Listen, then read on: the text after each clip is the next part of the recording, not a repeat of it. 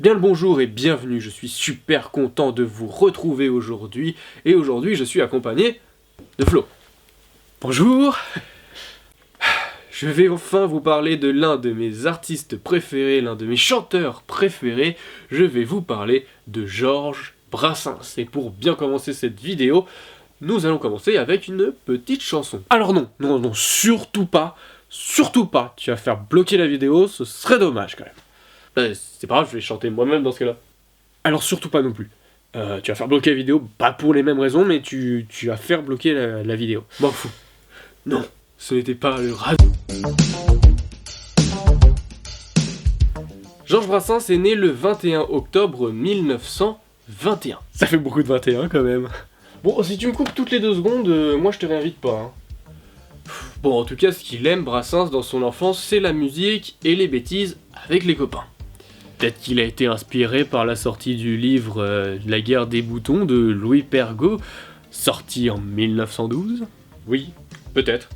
En tout cas, ce qui est sûr, c'est qu'il est très fortement inspiré par Ray Ventura, qui va populariser le jazz band en France.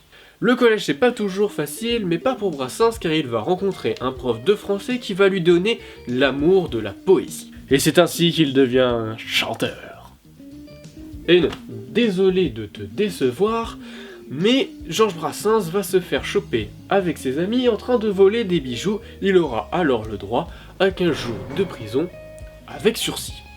Même dans la guerre des boutons, ils l'ont pas faite celle-là. Ses parents, pour le punir, vont l'envoyer chez sa tante à Paris. Pauvre petit gars loin de sa famille.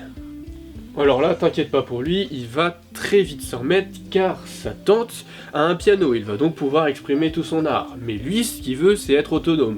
Il va donc chercher des petits boulots et va être embauché chez Renault. C'est bien ça pour se faire sa propre expérience et rentrer dans la vie active. C'est vrai, c'est un bon exemple pour la jeunesse, le seul problème c'est qu'on est en 1940 et qu'une bombe tombe sur le Renault où travaille Brassens. Il va donc se retrouver au chômage. Alors ça c'est pas de cul quand même. Mais bon, au moins il va pouvoir enfin exprimer tout son art. Non, pas tout de suite, là il va écrire quelques poésies et faire un recueil, mais la plupart des choses qu'il fait c'est traîner avec les copains. La seule chose qui va casser son rythme c'est la STO, service de travail obligatoire.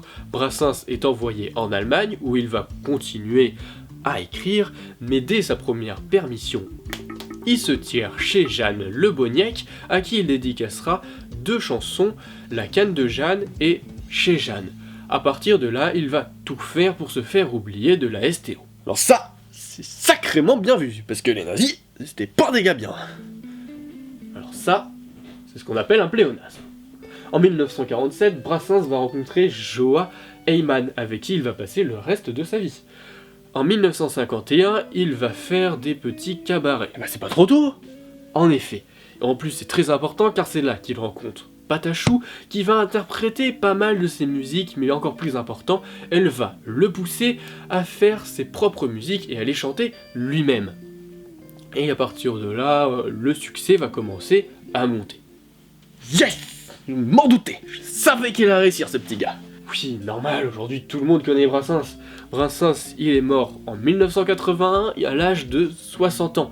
Mais il a marqué bien plus que sa génération, car aujourd'hui encore, tout le monde connaît ses textes. Et je vous conseille de les écouter, car ils sont encore très actuels. Et il dit pas mal de trucs de cul aussi. Bien que j'adore Brassens, je dois le reconnaître, certaines musiques sur les femmes sont un peu limites et ne passeraient pas du tout aujourd'hui. Enfin bref. Moi, je vous laisse ici, et je vous laisse écouter du Brassens. Je vous dis à très bientôt pour un « mais qui est » ou autre chose.